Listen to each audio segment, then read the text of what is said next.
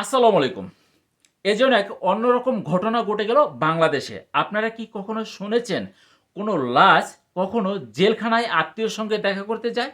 না, এরকমটি আমার জীবনে আমি কখনোই শুনিনি। এটাই কিন্তু ঘটেছে বাংলাদেশে। আর এই ঘটনাটি ঘটেছে ছাত্রলীগের সভাপতি সাদ্দাম হোসেনের সঙ্গে। সাদ্দাম হোসেনের স্ত্রী এবং পুত্র উভয়ই দুনিয়া থেকে বিদায় নিয়েছে।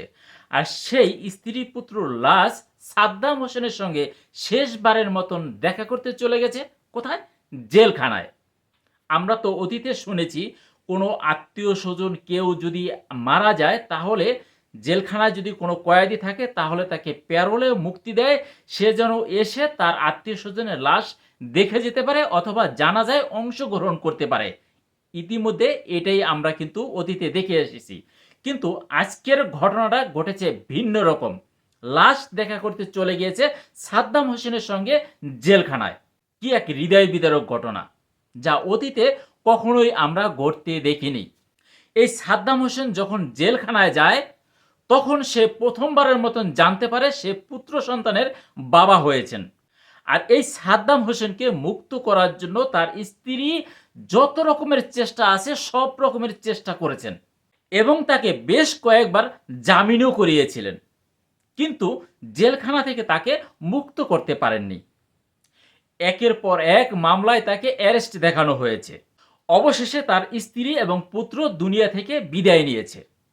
তবুও সে প্যারোলে মুক্তি পেয়ে তার স্ত্রী সন্তানের লাশ দেখতে আসতে পারেনি। অবশেষে তার স্ত্রী সন্তানের লাশ নিজেই লাশবাহী গাড়িতে করে চলে গেলেন সাদ্দাম হোসেনের সঙ্গে শেষ দেখা করতে। এটাই হচ্ছে আমাদের দেশের রাজনীতি, যেটাকে বলে প্রতিহিংসার রাজনীতি। এই প্রতিহিংসার রাজনীতি থেকে আমরা কবে মুক্তি পাব? যেই রাজনীতি প্রিয়জনকে ছুঁয়ে দেখতে দেয় না, যেই রাজনীতি প্রিয়জনের কাছে থাকতে দেয় না, সেই রাজনীতি করে কি হবে? কাদের জন্য করবেন আপনি এই রাজনীতি? আমরা এই প্রতিহিংসার রাজনীতি আর দেখতে চাই না। এই প্রতিহিংসার রাজনীতি বন্ধ করুন। আজকে সাদ্দাম হোসেনের সঙ্গে এই ঘটনা ঘটেছে, আগামীকাল হয়তো অন্য কারোর সঙ্গে এরকম ঘটনা ঘটবে।